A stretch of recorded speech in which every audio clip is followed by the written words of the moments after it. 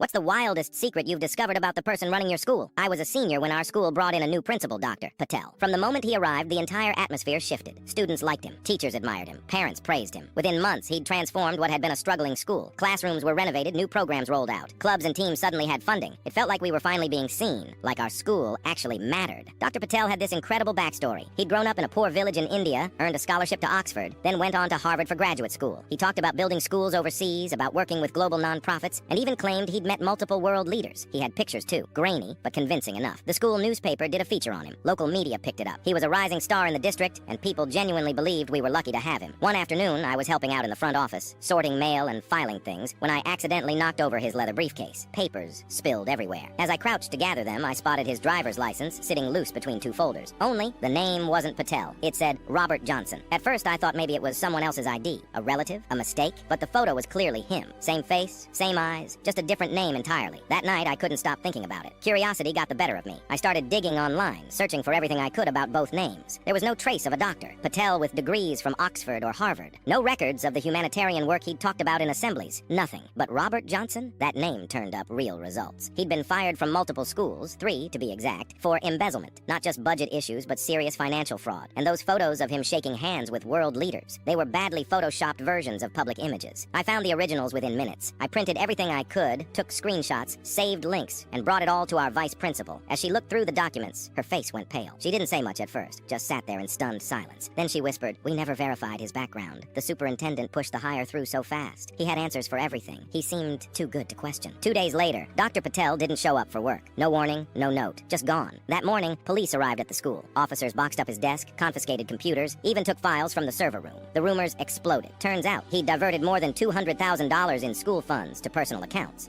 He created fake invoices, fake approval documents, even fake emails between departments. The new programs he'd funded were barely operating, mostly just flashy announcements and staged appearances. Everything had been smoke and mirrors, a show. What stunned everyone the most was how often he'd done it before. This wasn't his first con, not even his second. He'd pulled the same scam at 5 different schools across 3 different states. Each time he reinvented himself, sometimes as Indian, sometimes as Middle Eastern, once even South African. Each identity came with a heartbreaking origin story that made people hesitant to dig too deeply. No one wanted to risk appearing prejudiced or culturally insensitive. The school board tried to keep the story contained. There was no assembly, no official statement beyond a vague letter about leadership changes. But the damage was immediate. Grant applications were frozen. Club funding vanished. Renovation plans halted. Programs collapsed one by one. Teachers were left picking up the pieces, and students, us, were stuck in the middle of a disaster we barely understood.